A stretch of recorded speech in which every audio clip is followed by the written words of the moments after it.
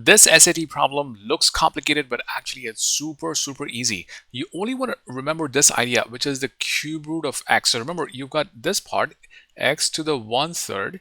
You can write this as x and then this part over here. So what's in the denominator goes inside this radical, this sign over here. This 3 goes in here.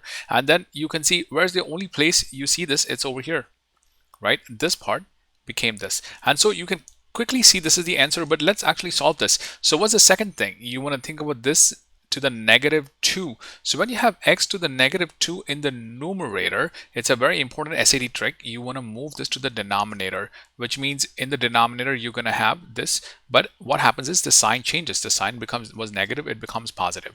If it's negative, it becomes positive. That's the most important idea. So combining this moved down and this part became x and then the cube root. This is the only place where you see this, and so this is your answer. You can ignore the y. All right, now you try this problem and try to do it the same way and try to find out which of these answers work. Remember, if there's a -1, x to the -1 means it goes to the denominator and it becomes 1 over x to the 1, which is 1 over x. That should give you enough of an answer. And the second thing is this x to the half is actually something like this. So that's the hint for you. So post your answers in the comments. Let's see if you can solve it and if you can get a better score. Okay, in this problem, you're given this is a parabola. So if it's a parabola, you always draw a parabola, which means like this kind of a shape here, right? And then this form of the parabola is the intercept form, which means what you want to do is you take this 3 here and you flip the sign and it becomes -3. This is where it cuts the parabola. And this point here, +1, you flip the sign, it becomes -1. And this is the second point where it cuts the parabola. This is the x-axis. So you've got these 2 points. And remember now, the vertex is always going to be in between these 2 points. So -3 and -1. So obviously the vertex is -2. In other words, the x-coordinate of the vertex is -2, and the other parts don't matter. So remember, based off of the function of this type of the equation is to put this point here, take the midpoint of these 2 values, and that's the place where that's the x-coordinate of the vertex. This point's x-coordinate. All right, that's the most important idea. So now you just want to check where is this in which of these coordinates is it? -4 to -3. So -3 is here, -4 is here. Clearly, it's not in here. It's got to be in this range, right? So therefore, this is out. -3 to -1, -3 to -1 over here. Yes, that looks like the correct value, but it's a little bit strange. So we'll mark it as tentative. +1 to 3. So from +1, this is -1. It's somewhere here. That doesn't work. It has to be in between these 2. And then 3 to 4 is even more to the right. 3 and 4 are here. It's not in here. It's between these 2. And so therefore, the answer is... Now, I'm going to change this problem just a little bit. I'm going to make this not plus but minus. X minus 3 and x minus 1. And then instead of this, we've got this value. So now, can you find out where is the vertex? Remember, what you do is you take this number, -3, you flip it, and that's the value here, and you flip it, and you find this value. And now, which of these answers? The vertex is obviously here. The x-coordinate has to be in between these 2 points. So post your answers, which of these will work.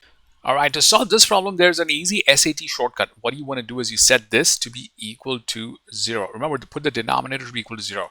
That means x is equal to 3. Now, once you have x is equal to 3, you plug it inside these values. So just plug it inside these values. What is the answer? When you plug it inside here, you get 3 squared minus 2 times 3 minus 5. That gives you 9 minus 6 minus 5, which gives you 9 minus 11, which is -2. Where do you see a -2? Over here. This is the only place you see a -2, and so this is your answer. Remember, this shortcut is the remainder theorem. So check my other videos on this, but remainder theorem is the concept over here. That's going to help you massively on this kind of a problem. You can just immediately solve the problem in less than 20 seconds. All right, I've changed the problem for us now. Now, instead of this, we've got this part over here. You solve it the same way. Just set this to be equal to 0, plug the 3 inside each of these, and check the remainder. Which of these will give you, is it 20, 10, -8, or -2? So post your answers in the comments what the answer should be. It's such an easy problem to solve. Don't waste your time doing it the long way. Okay, this problem is quite intense. So let's look at how we can solve this. You've got a box with a height of 60 inches and its length is 2.5 times the width.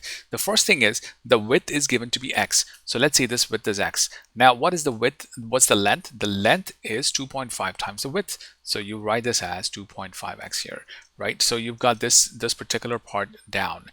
this part. Now the next part is the box has a height of 60 inches, which means this is 60. So you see, when you draw these parts, the math problem becomes much easier. This is 60, this is 2.5x, and this is x, right?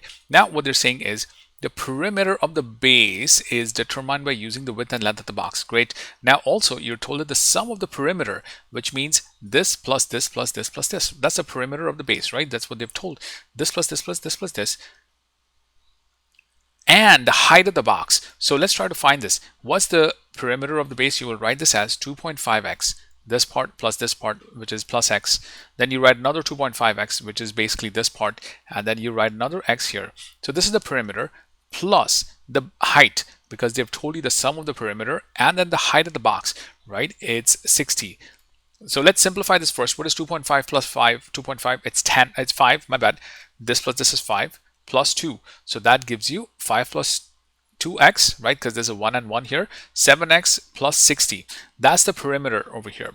I'm just going to write this over here. 7x plus 60. 7x plus 60, and then you're told that this particular part cannot exceed 130. So let's write down 130. Cannot exceed means it's less than 0, right? Cannot exceed is less than 0. So let's say you want to solve this. How do you solve this? It's like, think about it as an equality. How do you solve this? You subtract 60 from both sides. So the 60 is gone here. 130 minus 60 gives you 70. So you got 7x is less than or equal to 70. You divide it by 7 and therefore you get it to be 10. I'll write it down a bit more clearly here. X is less than or equal to 10. So where do you see x is less than or equal to 10 here? This is the only place where you get x is equal to 10, and this is less than or equal to 10, and that's your answer. Why is this greater than 0? Because the x can never be negative, because it's a real physical real world quantity. The length can never be negative. So therefore you've got this, but it's useless. What you need is this part and you've got the answer.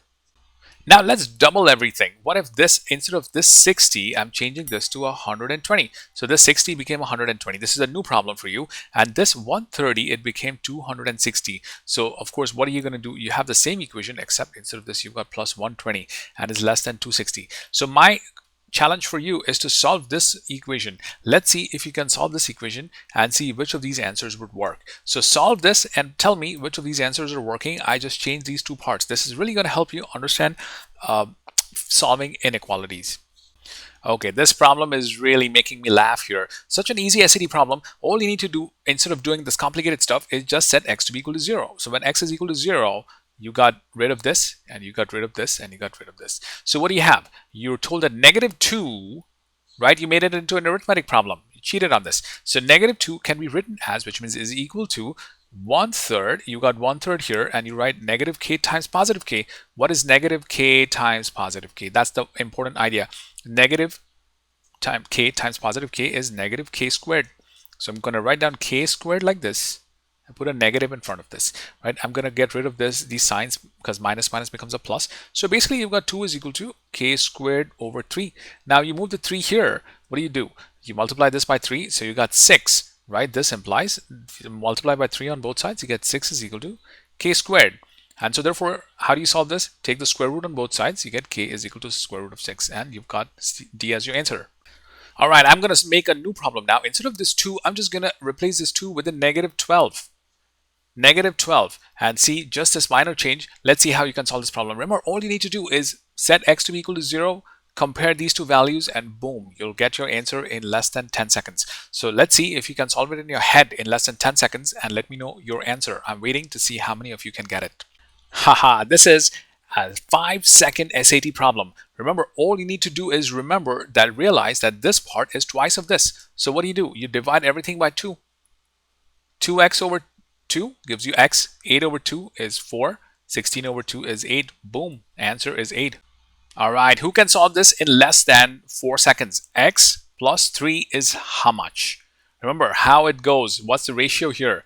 Post your answers if you can real quickly get this answer. This is such an easy shortcut. There's a lot of information given in this SAT problem, but all you need to do is realize two things.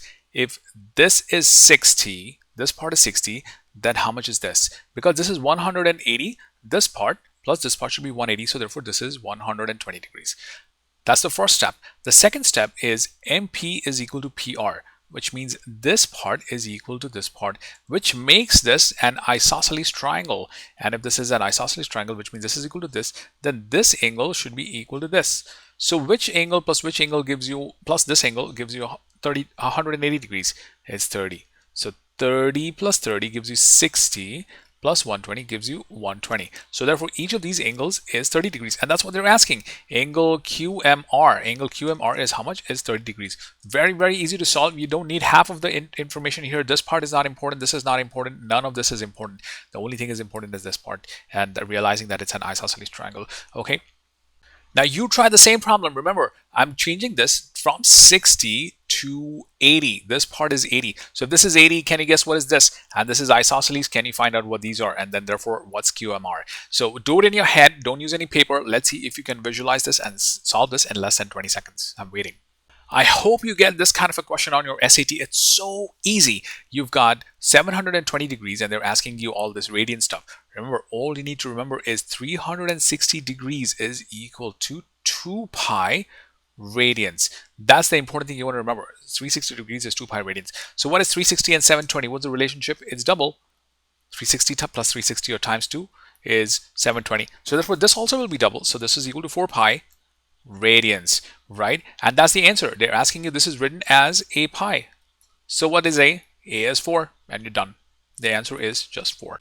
Now you try this problem. What if instead of 720 degrees, you've got 180 degrees? Remember, 360 degrees is equal to 2 pi radians. So how much is 180? What's the relationship between this and this? And use the same relation here to find out what is the value of A, this value over here. And post your answers. Let's see how well you do and how quickly you do. Remember, it's a timed test. You want to move fast. Another mind-blowingly easy answer to this question. So you don't need to read any of this. All it's saying is a line passes through these points, this point and this point. So if it's going through 2, 0, right, and then this 2, then it goes through 1, 4, and then they're asking you what goes through 0, what. This is almost like a puzzle over here. If 2 is going to 1 and 1 going to 0, the same way at the same time 0 is going to 4, then can you guess what's going on next? This increases by 4, and so this also should increase by 4, and boom, you got your answer as 8. As simple as that. Remember, shortcuts are the most important thing for your SAT practice. All right, let's try a slightly more complicated problem, but I think you'll be able to get it. This time I've changed the coordinates here. This part comes here, this part goes here, and I've just written this over here. Now they're asking you what is 0, b, which means what is this value? Remember, this is going by the same amount, so of course this has to go up by the same amount. So if this is going up by +1, can you guess at what is this value? So post your answers. Remember, this is a super easy shortcut that I'm showing you for the test. Let's move on. Another crazy easy SAT problem. You're given a y squared plus b, and then they're asking you what is the value of a plus b. So what is my mind telling me? I should probably use a shortcut. What's the shortcut? What is the value of y that I can use so I can get a plus b? Very easy. Set y to be equal to 1. If I set y to be equal to 1, this becomes y squared. Y squared is also equal to 1. And so therefore, you immediately get a plus b. So how do you get a plus b? If this is equal to a plus b, then all you need to do is set y is equal to 1 in this crazy thing. So what is it? So let's just write it down. 7532 plus 100, 1 squared, just 100. And then I put a 10 here. And this y squared is gone. So really, the y squareds are gone. And this is what the SAT might be testing you on. So that's your answer. So let's simplify this further. What is this part here? 10 minus 110, which is a negative 100 multiplied by 10. And then you've got this value, which is 7632. And of course, this is 10 multiplied by negative 100. So that means it's negative 1000. And then you add these two to get the answer 6632. And that's your easy answer. Remember, all you need to do is set y to be equal to 1. All right, instead of this problem, I've got this problem for you now. It's the same idea. Don't waste your time doing too much. All you need to do is a y squared plus b, set y to be equal to 1. You will get a plus b. So in these problems, you just set y to be equal to 1 and just evaluate. Don't make an error and post your answers. Let me see if you thoroughly understood this. If you understood it, it means you will be boosting your SAT score further.